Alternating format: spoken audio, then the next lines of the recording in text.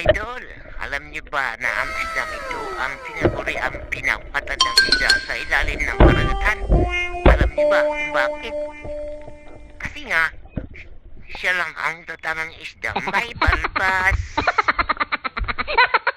Alright mga idol, alam niyo ba na ang isdang ito ang tinaguri ang pinapatad ng isda sa ilalim ng karagatan? Alam niyo ba kung bakit? Kasi nga, siya lang ang tatamang isdang may balbas.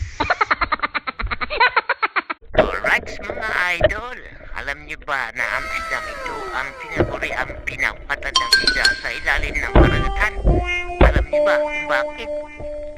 Kasi nga, siya lang ang tatamang isdang may balbas.